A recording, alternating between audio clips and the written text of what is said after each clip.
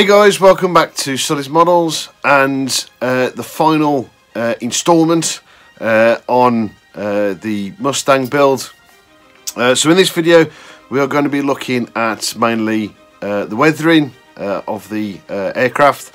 So what we're going to be looking at is fuel stains, oil stains, a general wash, and at the end we'll be showing you the final aircraft itself. So without further ado, let's get into it.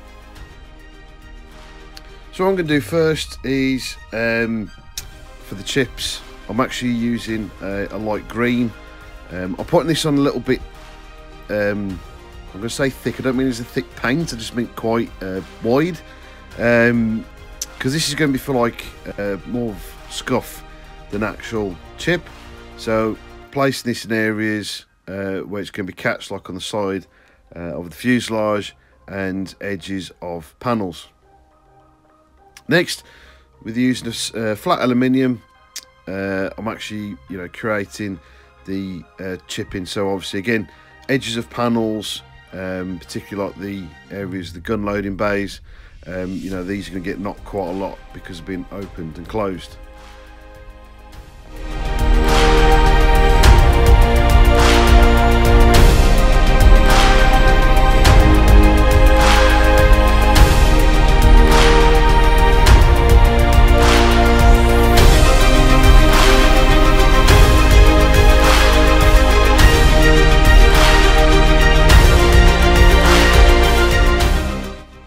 Now on the sort of the walkway part of the airframe, I've actually stippled on using a sponge, again some silver, and with the brush sort of joining up some of the dots, making larger chips, and again continuing around the edges of the panels. Again, like I said, these are the parts that are going to get caught the most, and obviously where you're going to get the most wear.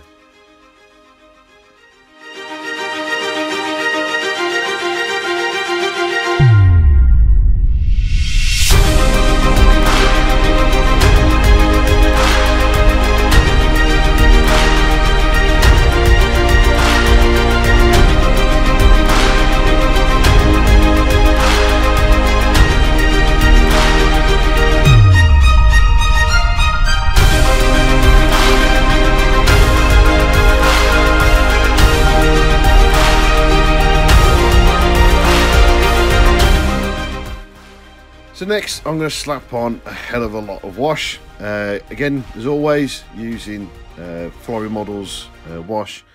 I'm using dark dirt for this, as I think this is more appropriate generally, particularly on aircraft. Just slapping loads of it on, no expenses spared. Obviously let it dry off, and then using a cotton bud with a little bit of water on the end so it's damp rather than wet. Start removing the surface layers and leaving it in all the recesses, really accentuating the panels and rivets across all the aircraft.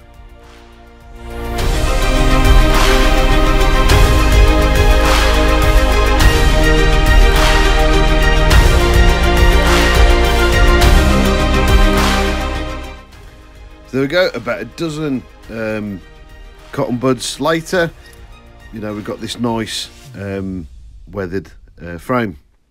So next I'm going to move on to oil stains. It's always one of my favourite adds to an aircraft in particular. I'm using AK oil stain. So I've gone along a lot of the, along the panels, and then dragging a little bit of away. There's obviously like a drip. The cases of this panel here, I'll put some round, obviously in the joins of the panel, the hinge of the panel, sorry, and giving you like that sort of like it's dribbled and it's sort of collected in that area.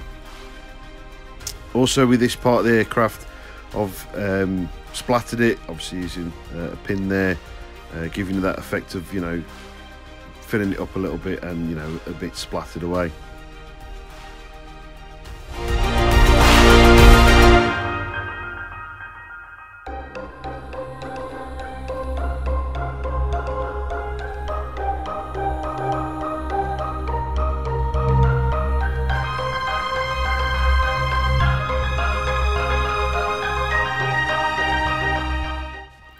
Okay, so moving on to the fuel fillers or fuel caps. Using AK's fuel stain for this bit. I've thinned it out a little bit with some white spirit, because this stuff's an enamel base. So I'll put it in the recesses of the cap, again to give you that sort of little bit of overspill, dribbles and whatnot, and then just slowly dragged bits of it away, you know, to give that bit, it's like, you know, this is, you know, bit of overfill, bit of dribble from the fuel when it's been filled, and, you know, just running away.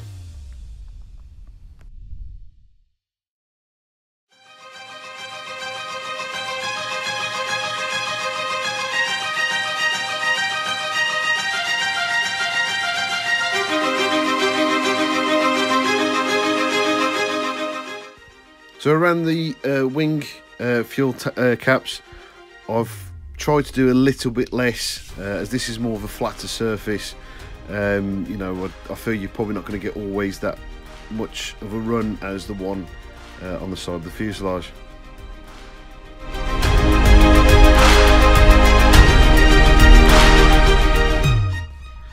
So I've actually decided to add a little bit also in to the Wilbay doors.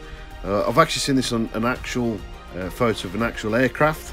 I'm assuming it's just a bit of an oil leak or hydraulic dribble from the undercarriage that is obviously, when the doors are closed, it's settled, you know, towards the edge of the door. So again, I'm using AK oil stain for this. Started off thinned out and then slowly adding more to make it look a little bit of a darker and sort of like an older pool.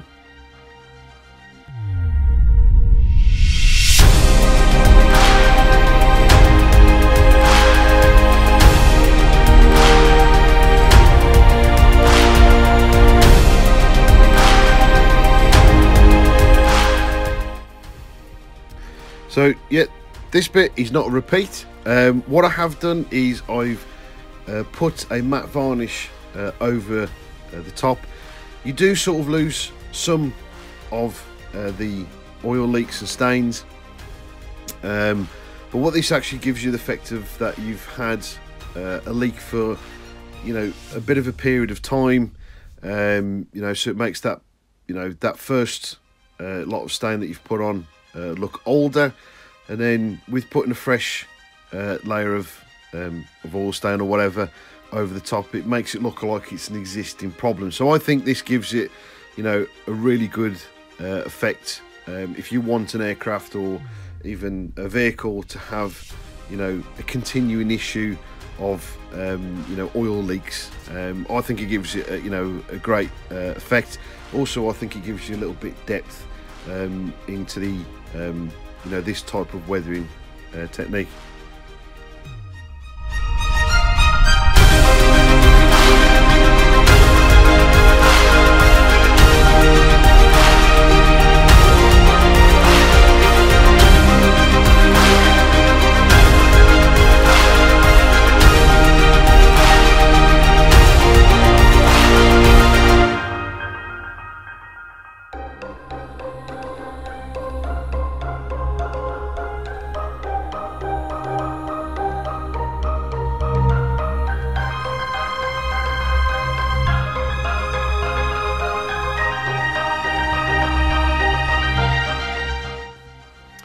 Again, with the fuel caps, I'm doing exactly the same as I did before, and I think with fuel stains this works really, really well.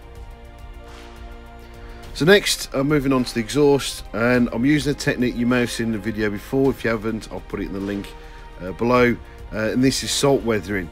It's a great technique. It's actually the first time I've actually used it. It's quite simple.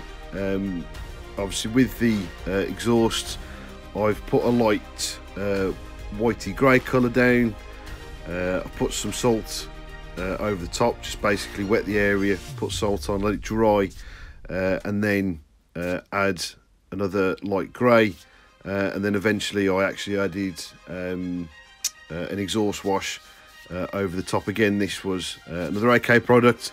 So once I've added that over the top, let it all dry, and quite simply just dusted away the salt, and it gives you effect of, like, you know, there's bits of oil on the airframe or whatever, and you know, it's just an area that the fuel, sorry, the exhaust stain hasn't, you know, stuck to the aircraft properly.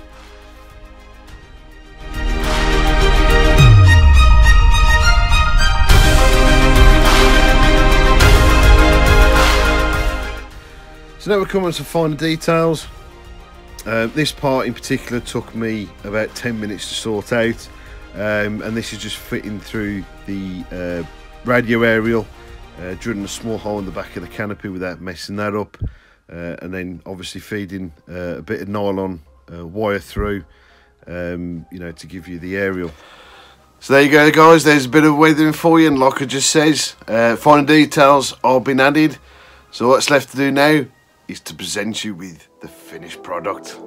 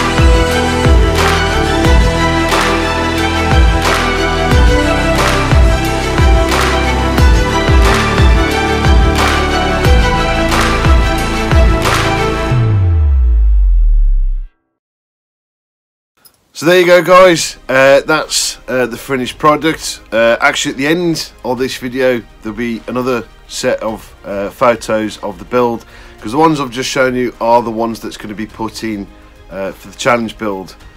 The ones I'm going to show you at the end of this video is basically for myself, as the model's finished, and obviously when it's at home, and also for you guys. It's only a little bit of fun, it's only a little added extra, so stick with this little bit for a little bit longer, and I'll show you that.